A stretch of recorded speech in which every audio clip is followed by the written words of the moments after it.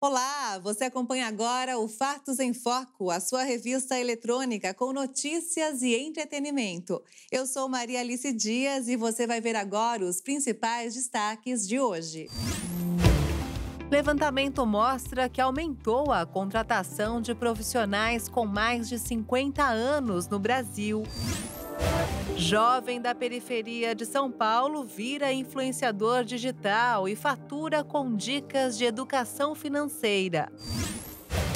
E para os fãs de Lego e automobilismo, a Dinamarca apresenta uma Ferrari em tamanho real, feita inteira de Lego. E vamos começar com uma boa notícia. Olha só, um levantamento feito pelo Serviço Nacional de Aprendizagem Industrial mostrou que o mercado está se abrindo para profissionais com mais de 50 anos. A pesquisa também mostrou que as mulheres têm menos oportunidades e que as chances de contratação são maiores para quem estudou ou tem cursos de qualificação profissional. Apesar dos avanços, o crescimento ainda não vem sendo igual para todos. A maioria dos contratados acima dos 50 anos é formada por homens, enquanto as mulheres representam 42%. Os setores que mais criaram vagas foram as áreas de comércio, serviços e indústria. Esse último tem as maiores médias salariais. É o maior índice nessa faixa etária em 15 anos. A capacidade de leitura de alunos do 4º ano do ensino fundamental de 57 países foi avaliada em um estudo internacional de progresso em leitura. Os resultados marcam a estreia brasileira na avaliação existente desde 2001. No exame Pearce, que mede habilidades de leitura de alunos de 9 a 10 anos de idade do 4º ano do ensino fundamental, o país está bem abaixo da média, com 419 pontos, atrás de países pobres como o Azerbaijão e o Uzbequistão.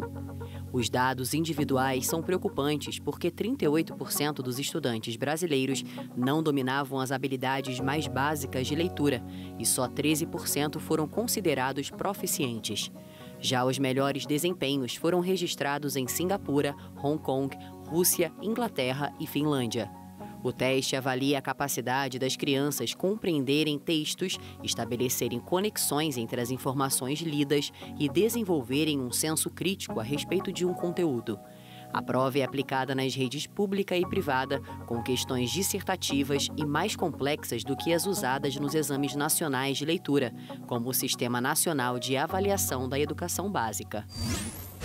A ONU fez um alerta para o aumento recorde de temperatura no mundo nos próximos anos. A previsão é que o período até 2027 seja o mais quente desde o início dos registros. A Organização Mundial Meteorológica afirmou que as temperaturas globais devem bater taxas recordes nos próximos 5 anos por causa dos gases que causam o efeito estufa e do fenômeno El Niño. No novo estudo da OMM, há uma probabilidade de 66% de a média anual de aquecimento ultrapassar o limite de 1,5 graus entre 2023 e 2027. Valor que é considerado o limite seguro das mudanças climáticas e também o limiar de aumento da taxa média de temperatura global, estipulado para até o final do século, com o objetivo de evitar as consequências da crise climática provocada pelo homem em razão da crescente emissão de gases de efeito estufa na atmosfera. Essa taxa, por sua vez, é medida em referência aos níveis pré-industriais, a partir de quando as emissões de poluentes passaram a afetar significativamente o clima global. No ano passado, a temperatura média global já foi de 1,15 graus acima da era pré-industrial, com a previsão de um aquecimento que ultrapassa 1,5 graus. As consequências serão de anomalias nos regimes de chuvas em vários pontos do mundo, inclusive na região amazônica, no norte do Brasil, onde a previsão é de que chova menos. Mas quando isso pode acontecer é incerto, apenas que pode ser dentro desses próximos 5 anos, caso não haja cumprimento das medidas do Acordo de Paris. O relatório da OMM é baseado em cálculos de 11 diferentes centros de ciência e do clima em todo o mundo. E a ONU pediu aos países membros e ao setor privado que destinem 100 bilhões de dólares, o equivalente a 491 bilhões de reais, até 2026, para reduzir a desigualdade digital global. De acordo com a União Internacional de Telecomunicações, 2 bilhões e 700 milhões de pessoas no mundo não tinham acesso à internet em 2022, de uma população mundial de 8 bilhões. A agência da ONU destacou que a desigualdade digital que separa o mundo dos países menos avançados está aumentando e insistiu em que mais recursos sejam alocados para conectividade e digitalização nas nações menos desenvolvidas. Os 46 países menos desenvolvidos abrigam quase 1/3 da população mundial sem conexão. O acesso à internet é considerado muito caro na grande maioria dessas nações.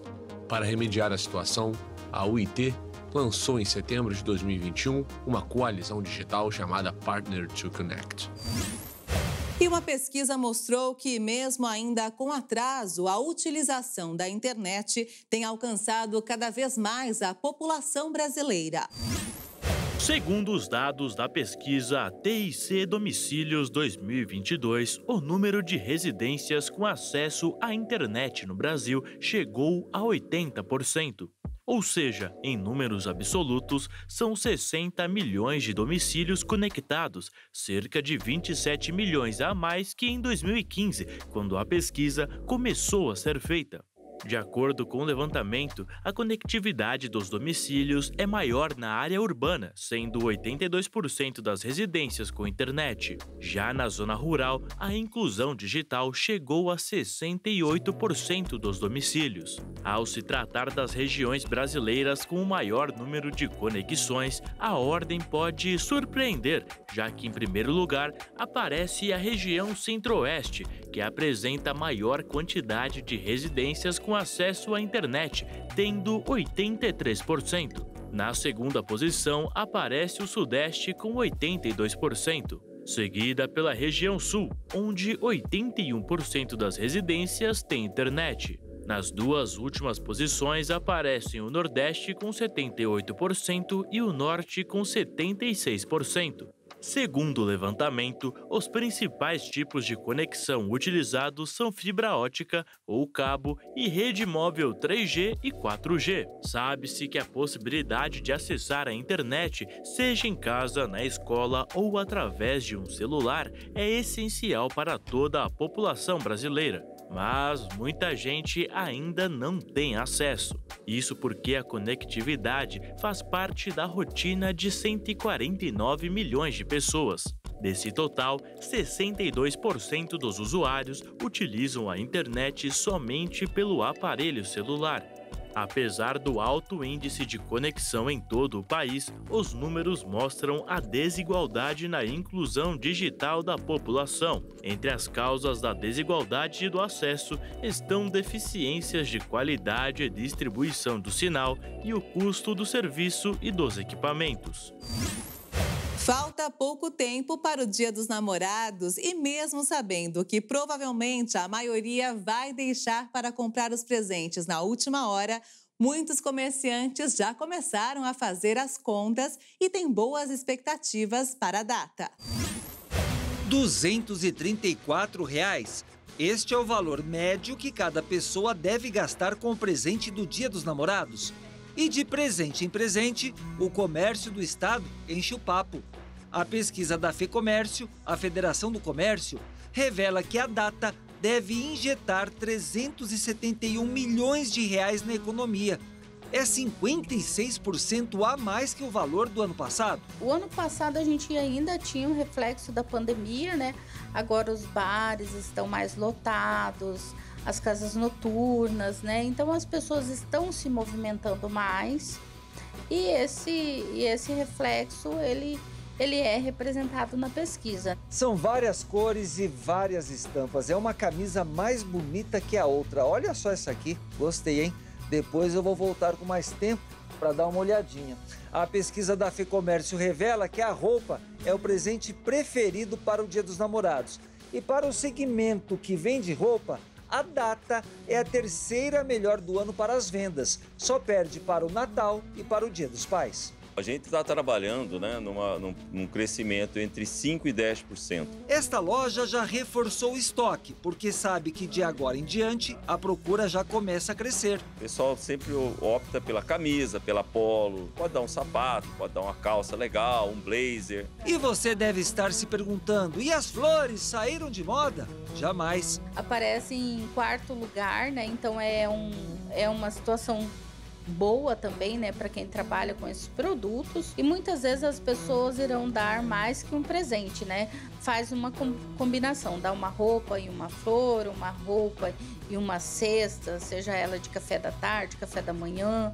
E isso faz com que o comércio fique aquecido nesse período. A Suécia planeja abrir a primeira estrada permanentemente eletrificada para recarregar veículos elétricos em movimento até 2025. A ideia é começar o projeto pela E20, uma das principais rodovias do país. Para tirar a ideia do papel, o país começou em 2016 um teste com um sistema de carregamento por cabo semelhante ao de trens. Já em 2018 foi testada uma segunda forma, com o uso de bobinas sob o asfalto. E a última foi a criação de um trilho que permitia que caminhões elétricos baixassem um braço móvel que recebia energia. Com o que foi observado, o mais provável é que seja usado o segundo equipamento, que não usa o contato para transmitir eletricidade. Celulares, por exemplo, já podem ser recarregados por indução, por meio de uma placa embutida sob a estrada, e veículos elétricos equipados com uma bobina receptora.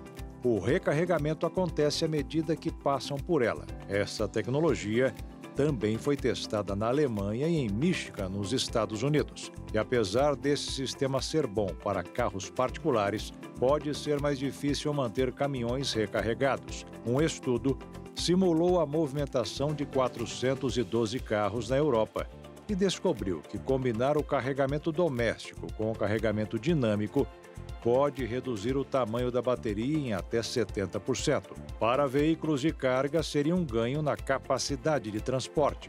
Além disso, a pesquisa definiu que essa vantagem já seria obtida com 25% das estradas eletrificadas, reduzindo custos de implantação. Países como Itália, Reino Unido, Estados Unidos e Índia também estão envolvidos no desenvolvimento.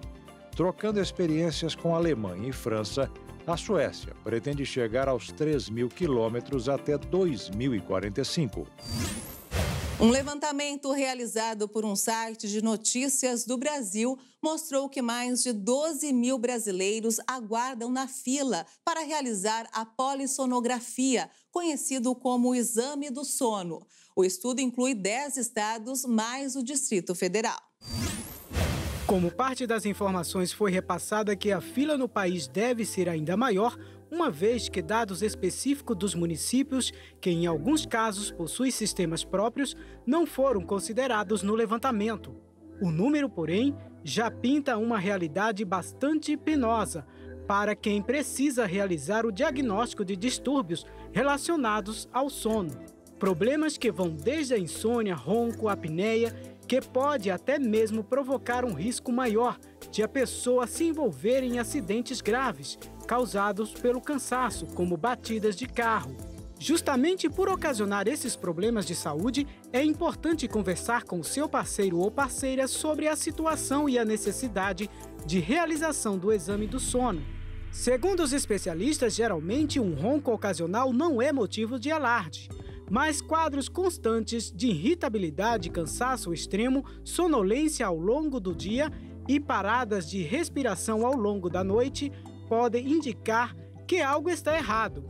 De acordo com o Ministério da Saúde, em todo o Brasil, o SUS tem cerca de 100 centros para a realização de procedimentos.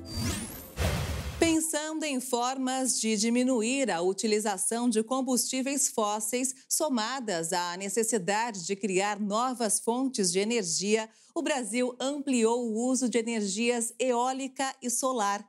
Como consequência, as emissões de CO2 caíram no país.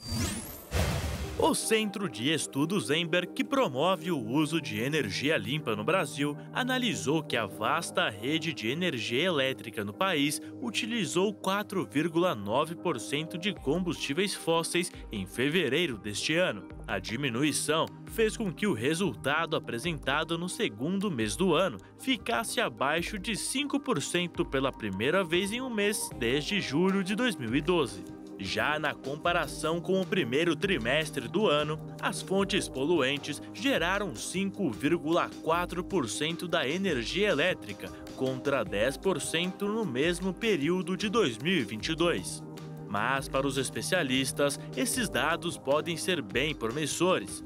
Isso porque, em território nacional, as energias renováveis têm um grande espaço de crescimento. Um exemplo são os campos eólicos, que representam 12% da geração de energia brasileiras, e os parques solares, que representam apenas 3% da matriz energética. Vale lembrar que o Brasil conta com uma enorme rede hidroelétrica, que representa 63% da geração elétrica nacional. Os especialistas ainda afirmaram que o desenvolvimento das energias eólica e solar será crucial se o Brasil deseja tomar distância dos combustíveis fósseis no futuro. E para o Brasil, a busca pelo topo do ranking dos maiores produtores de energias renováveis pode estar próximo, já que nossa nação ocupa a terceira posição dos países que mais produzem esse tipo de energia, estando atrás apenas da China e dos Estados Unidos.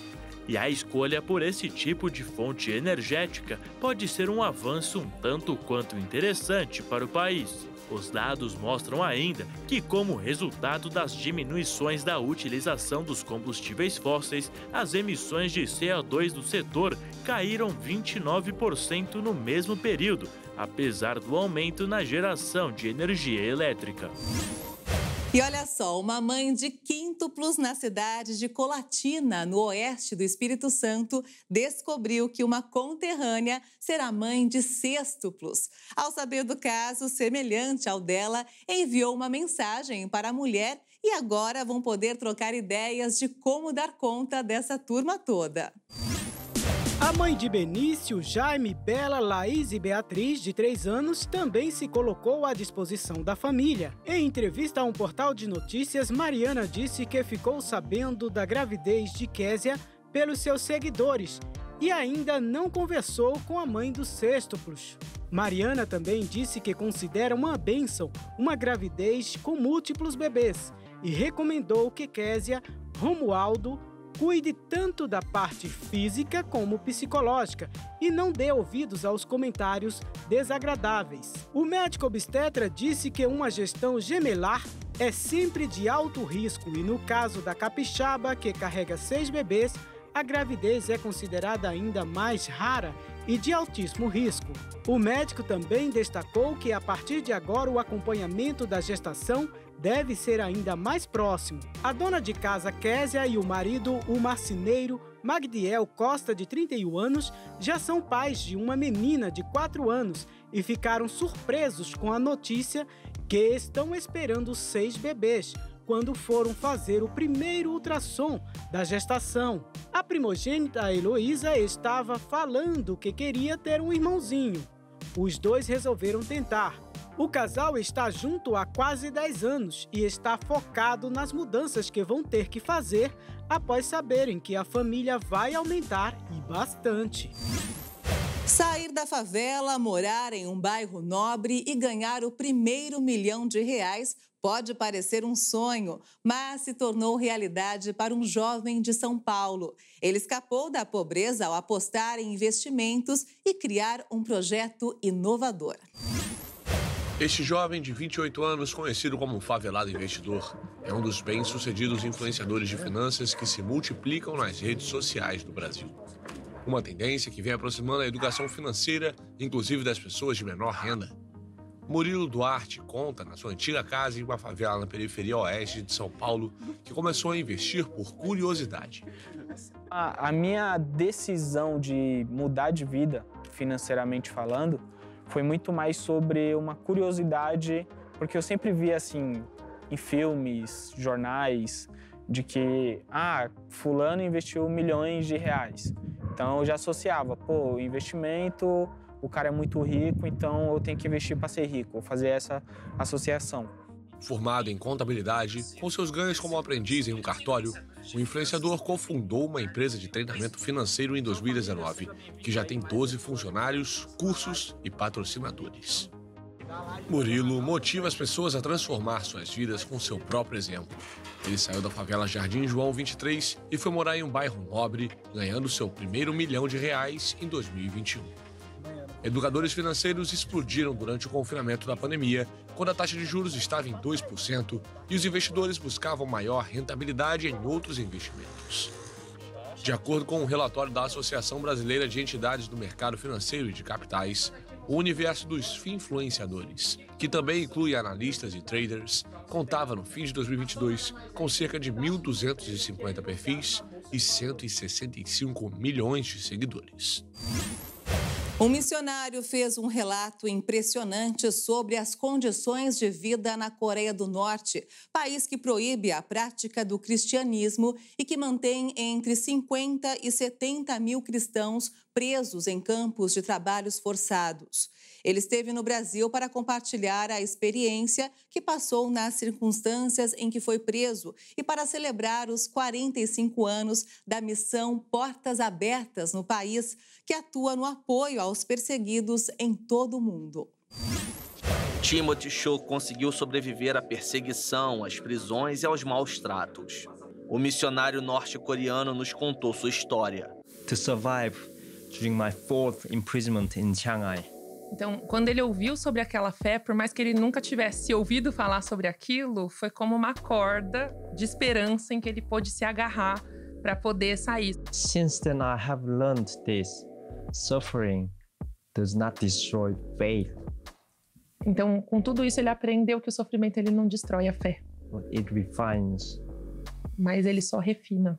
Timothy foi abandonado pelos pais durante a década de 1990, em um período de fome extrema na Coreia do Norte. Ele foi impedido de frequentar a escola e, com isso, foi morar na rua. Aos 17 anos, Timothy fugiu para a China pela primeira vez, mas foi capturado e deportado para o país natal. Após o seu retorno, ele foi preso e torturado. O cristianismo é visto como uma ameaça ao regime político local. Because I wanted to survive. I wanted to see a different world. Ele orou muitas vezes porque ele queria sobreviver, ele queria viver nesse mundo diferente do que ele vivia. And it was faith, simply put my faith in that someone's name called God, and I really intensely prayed many times a day. Então ele colocou ali essa esperança, essa fé naquele nome que tinham dado para ele, de Deus, que ele não sabia quem era, e começou a orar constantemente por isso.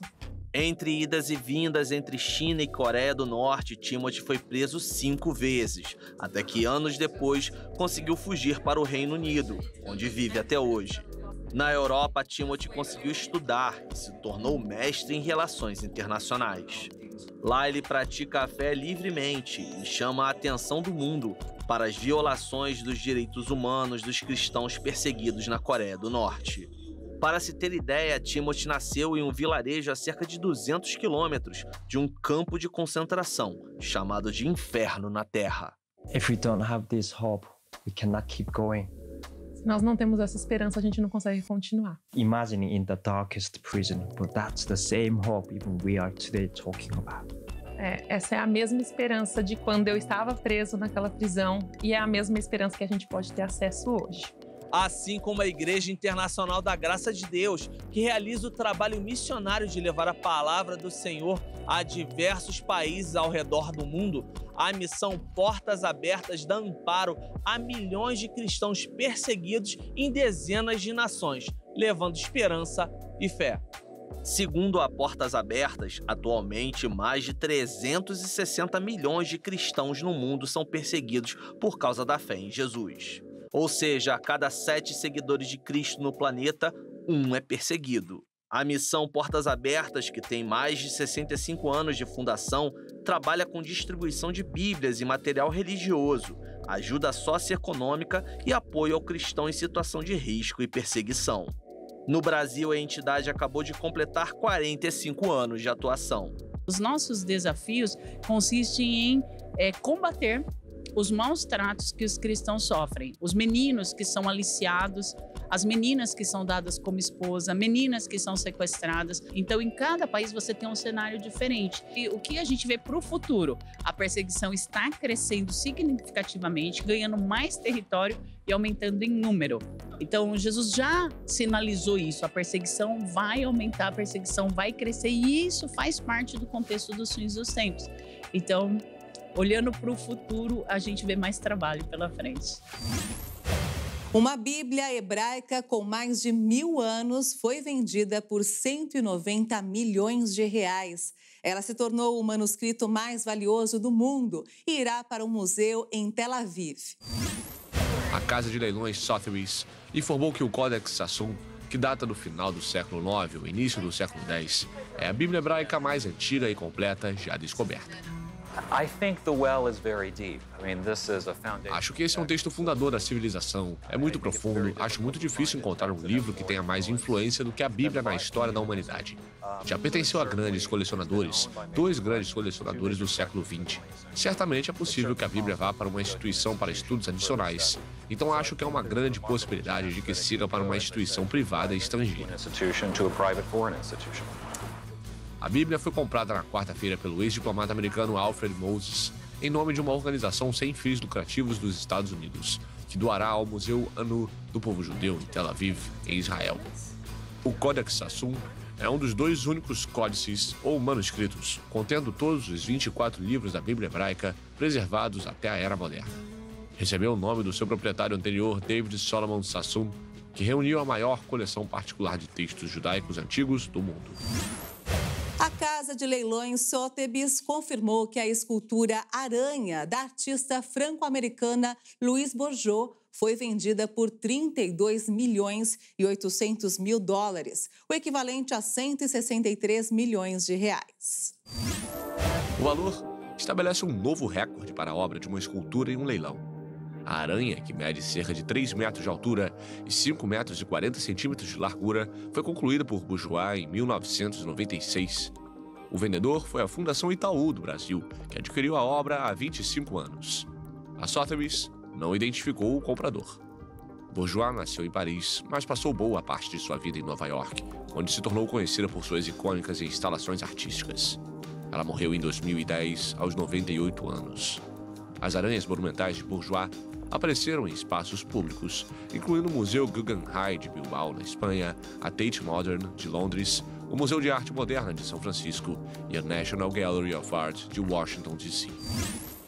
Você vai ver agora um concerto sinfônico diferente. A combinação está sendo feita nos Estados Unidos com a colaboração inovadora entre um aclamado compositor, a NASA e a National Philharmonic. Olha só.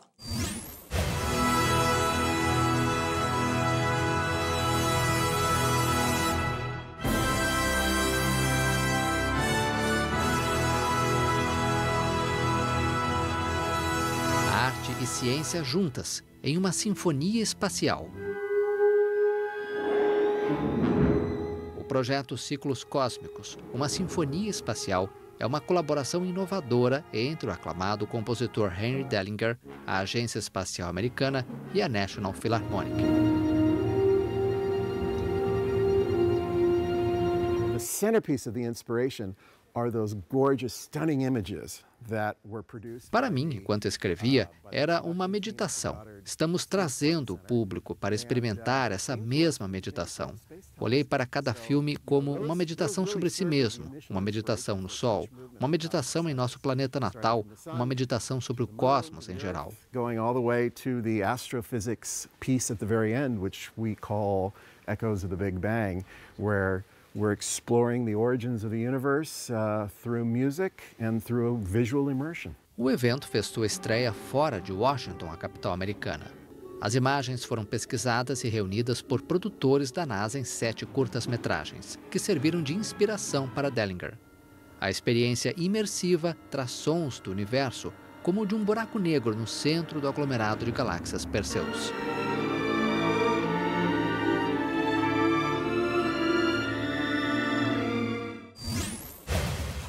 alpinista nepalês Kamihita Sherpa alcançou pela 28ª vez o topo do Monte Everest. O recorde ocorreu um dia após um compatriota ter igualado sua marca anterior. A disputa para manter o apelido de O Homem do Everest segue acirrada. A façanha ocorre um dia após o compatriota Passan Dawa Sherpa ter igualado sua marca anterior de 27 vezes, obtida na semana passada. Os dois já escalaram a maior montanha do mundo 2 vezes na atual temporada. O Monte Everest tem 8.849 metros de altura. Kamihita Sherpa, um guia de 53 anos com mais de 2 décadas de experiência, escalou a montanha pela primeira vez em 1994, quando trabalhava para uma expedição comercial. Desde então, ele escalou o Everest quase todos os anos, geralmente liderando a primeira equipe que fixa as cordas para abrir o caminho até o topo do planeta para os demais alpinistas. O Nepal tem 8 das 10 maiores montanhas do mundo e a cada ano recebe centenas de alpinistas durante a temporada de escalada da Primavera Boreal, com temperatura mais amena e ventos de menor intensidade. A indústria do alpinismo no Himalaia é baseada na experiência dos guias, geralmente nascidos nos vales do Everest. De acordo com os dados do Departamento de Turismo do Nepal, mais de 500 pessoas já escalaram o monte. Uma aventura que provoca várias mortes a cada ano. Na atual temporada, 10 alpinistas morreram tentando escalar a montanha, incluindo 4 guias. Das telas do cinema para as lentes da ciência. Nós vamos mostrar agora as primeiras imagens em 3D do Titanic, que está no fundo do mar. Esse material é tão rico em detalhes que pode, inclusive, ajudar os cientistas a determinarem com mais precisão as causas do mais famoso naufrágio. A digitalização em alta resolução reconstruiu os destroços do navio afundado no mar a quase 4.000 metros de profundidade. As imagens foram criadas a partir da cartografia de águas profundas. Em sua viagem inaugural da cidade inglesa de Southampton até Nova York, em abril de 1912, o luxuoso transatlântico naufragou após colidir com um iceberg. Dos 2.224 passageiros e tripulantes que viajavam a bordo do navio, o maior do mundo na época em que foi fretado, mais de 1.500 morreram. Seus destroços foram explorados várias vezes desde sua descoberta em 1985, localizado a cerca de 650 quilômetros da costa do Canadá. Entretanto, as câmeras nunca conseguiram capturar o barco inteiro. Os fãs da Lego e de automobilismo vão adorar essa notícia. Já pensou em montar sua Ferrari dos sonhos? Pois é, um projeto na Dinamarca transformou esse desejo em realidade. Vamos ver. A iniciativa ocorreu em um parque de diversões dedicado ao brinquedo no país europeu. O bólido precisou de cerca de 380 mil tijolinhos para ganhar forma e o tamanho real do carro lendário italiano. A construção da Ferrari levou quase um ano e contou com a ajuda de engenheiros. O sonho só não é mais real porque não dá para colocar o carro para rodar nas estradas. Mesmo assim, você colocaria a Ferrari da Lego na garagem? E o Fatos em Foco fica por aqui. Se quiser rever as reportagens desta edição, acompanhe as nossas redes sociais. Obrigada pela sua companhia e um excelente fim de semana para você. Tchau!